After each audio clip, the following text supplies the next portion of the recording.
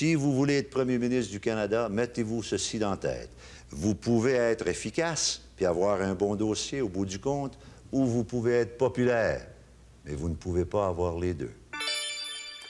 Brian Mulroney qui résume de façon simple mais plutôt efficace, ma foi, les choix auxquels sont confrontés les premiers ministres quand vient le temps de choisir leurs priorités ou de prendre des décisions. Le moins que l'on puisse dire, c'est que le petit gars de Bécomo a laissé sa marque sur le pays. Que retenir de son héritage? Voyons voir ce qu'en pensent mes collaborateurs. Alec Castonguay est animateur de Midi Info et 6 Premières. Cette semaine, c'est Catherine Cullen, ma collègue de l'émission The House à la radio de CBC, qui est avec nous. Et Hugo Lavallée, notre analyste au Bureau de Québec, qui est là également. Bonjour à vous trois. Bonjour. Bonjour. Bonjour. On a beaucoup parlé depuis jeudi de l'héritage, de la marque que M. Mulroney a laissée, mais j'ai envie de vous entendre là-dessus. Qu'est-ce que ça personnifie pour vous? Quelle est la marque de Mulroney sur le Canada, Alec? Bien, il y a deux grands dossiers, évidemment, que Mulroney a menés de front. Ça, c'est quand même assez incroyable, là, la tentative de réconciliation constitutionnelle avec le Québec, l'accord du Lac-Meach, qui est passé très près de réussir. Hein? On l'appelle l'échec de l'accord du Lac-Meach, là, mais si on n'avait pas donné 3 ans aux provinces pour ratifier cet accord-là, qui était une erreur historique, on aurait ratifié Meach. Là. Tous les premiers ministres de l'époque étaient d'accord. Si on ratifie Meach, on n'a probablement pas l'arrivée du PQ au pouvoir, on n'a probablement pas le référendum de 95, donc ça aurait pu changer bien des choses. Et l'autre, c'est évidemment l'accord de libre-échange qui, maintenant, va de soi. On l'a tous défendu d'un bout à l'autre du pays quand Donald Trump l'a remis en question, mais à l'époque, au Québec, c'était perçu un peu plus favorablement, même chez les souverainistes comme Jacques Parizeau. Mais du côté du Canada anglais, c'était vraiment vu comme la destruction de la culture du pays, puis on va être soumis aux Américains, on va devenir une colonie américaine. Ça prenait quand même beaucoup de courage là, pour mener ces deux gros dossiers-là de front. Et quand on regarde en rétrospective, le libre-échange, finalement, ça a été très profitable économiquement pour le Canada. Le désastre n'a pas eu lieu, mais ça prenait beaucoup de courage pour aller de l'avant en même temps avec ces deux dossiers-là. Je pense qu'on ne reverra jamais ça. Un premier ministre qui mène des dossiers aussi importants, qui sont aussi coûteux sur le plan politique en même temps. Ouais. Ça, je pense que c'est une exception de l'histoire canadienne. Oui, effectivement. L'ambition de Brian Mulroney. Qu'est-ce que vous retenez, vous, Catherine?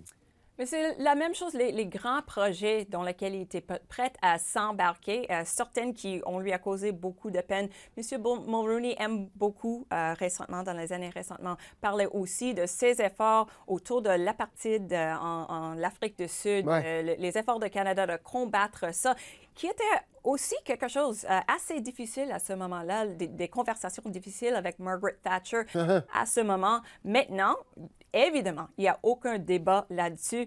J'ai demandé à M. Mulroney, quand je lui ai interviewé en octobre, qu'est-ce qu'il y a des leçons que le monde peut attirer de votre carrière politique? Il a dit, juste, il faut continuer, même quand c'est difficile, même quand vous embarquez sur quelque chose qui n'est pas nécessairement extrêmement populaire, mais vous êtes convaincu que vous faisiez la bonne chose, faut être déterminé, il faut continuer. C'est certainement une partie de son record. C'est définitivement un homme de conviction. Hugo, de quoi on se souvient à Québec de Brian Mulroney? Bien, de la tentative sincère de sa part vraiment de réconcilier le Québec avec le Canada. C'est vrai que ça prenait une bonne dose de courage pour s'aventurer sur ce terrain-là, terrain miné. Bon, on sait comment ça s'est terminé. Quand l'aventure a commencé, effectivement, il n'y avait aucune garantie de succès et M. Mulroney a quand même voulu s'aventurer sur ce terrain-là, malgré tout. Il y a aussi beaucoup de commentaires qui font écho, évidemment, au personnage lui-même, sa grande classe, son éloquence, sa capacité à tisser des liens avec des gens de toutes les allégeances. Je regardais au cours des dernières heures, ce qui est probablement un des grands derniers discours publics qu'il a donné l'été dernier à l'Université Saint-Francis-Xavier en Nouvelle-Écosse.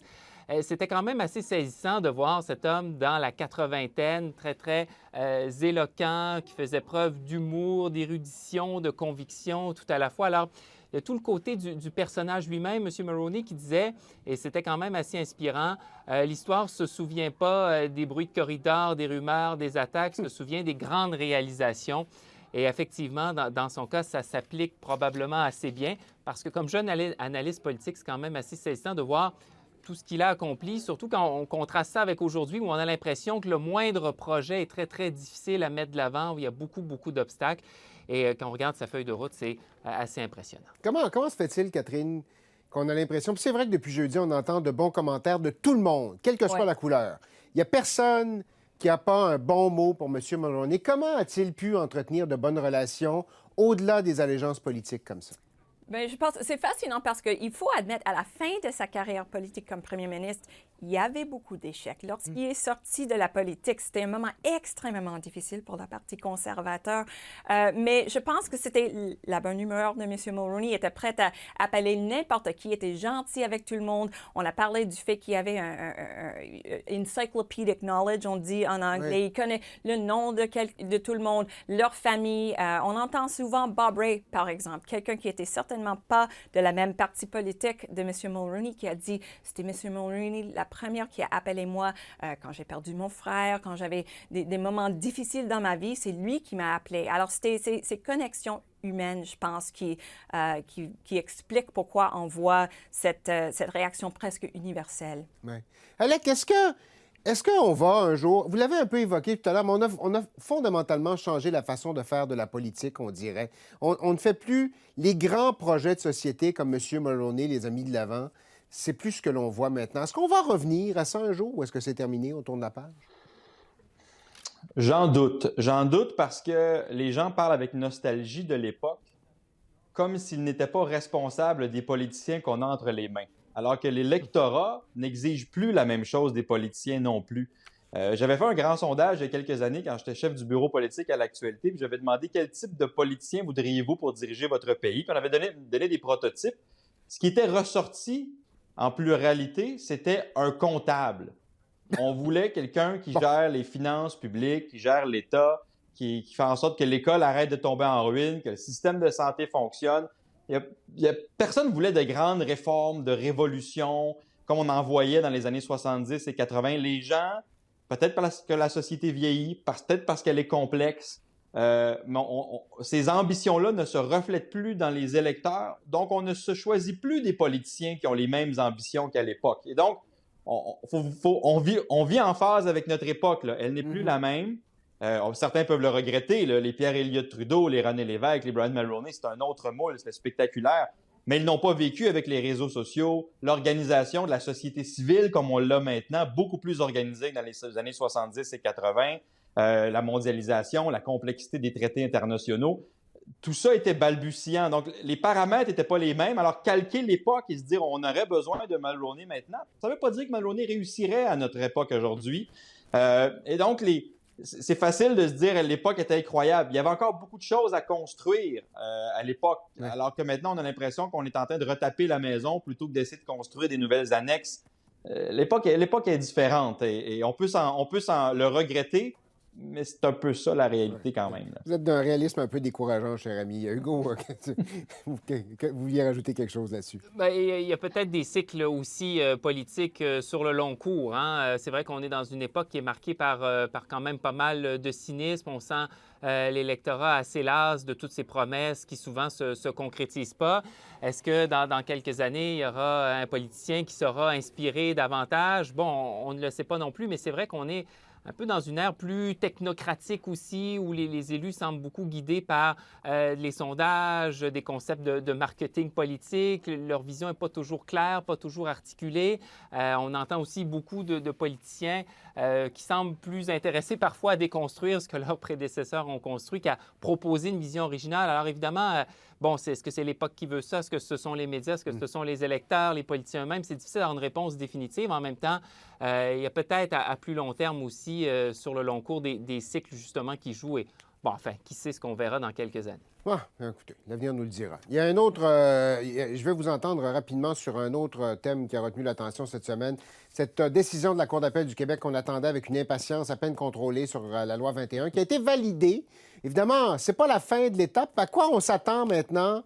Il reste encore l'étape de la Cour suprême, fort probablement. Je commence avec vous, Alec. Qu'est-ce qu'on surveille à partir de maintenant? Oui, ça va se rendre en Cour suprême certainement et le gouvernement fédéral va y participer, peu importe le parti qui va être au pouvoir lorsque la cause sera entendue. Je pense qu'elle sera entendue. Je pense que la Cour suprême va vouloir se prononcer. Par contre, la Cour d'appel, pour les opposants à la loi 21, n'aura pas facilité la vie. Là. On a fait un jugement unanime de 3 très grands juristes de la Cour d'appel du Québec. La juge en chef, Marie-France Biche, qui est dans les noms qui circulent pour la Cour suprême depuis plusieurs années. Alors, des grands juristes qui n'ont pas tiré à boulet rouge sur la loi 21, qui n'ont pas parlé d'un problème avec une clause dérogatoire préventive, comme bien des spécialistes pensaient qu'on allait se prononcer là-dessus. On ne l'a pas fait. Alors, c'est vraiment un jugement là, qui fait l'affaire du gouvernement du Québec, mais aussi ne facilitera pas la vie aux opposants devant la Cour suprême. Là. Catherine, vous surveillez quoi, vous, là-dessus? Mais évidemment, comment est-ce que le gouvernement fédéral va procéder avec ça? Est-ce que c'est quelque chose dont on va parler régulièrement dans la Chambre des communes? Le Bloc québécois, on imagine, va le soulever souvent. Est-ce qu'il va avoir cette clarification sur la rôle du clause non-obstant? Est-ce que c'est quelque chose que le gouvernement recherche ou est-ce qu'ils sont rendus à un moment où il faut avoir cette conversation avec la Cour suprême? C'est sûr que ce n'est pas juste une question pour le Québec, mais la Saskatchewan, l'Ontario, on voit l'utilisation de plus en plus souvent. Si finalement le Cour suprême se prononce là-dessus, est-ce que c'est quelque chose qui va aider le gouvernement fédéral? Est-ce que ça va lui amener quelque chose de bon ou non? On attend. Grande question, oui, effectivement. Hugo, 45 secondes. Qu'est-ce qu'on dit à Québec là-dessus?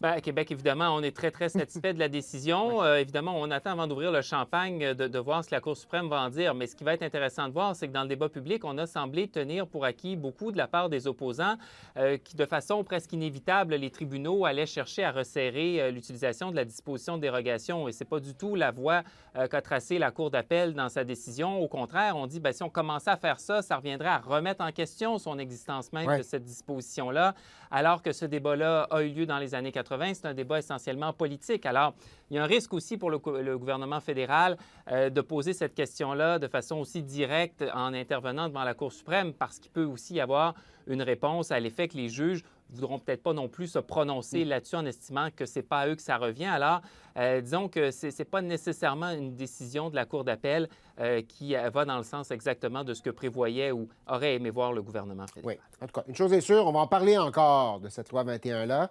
C'est tout le temps qu'il nous reste. Alec, Catherine, Hugo, merci infiniment. À la semaine prochaine. Merci. À bientôt. Au revoir.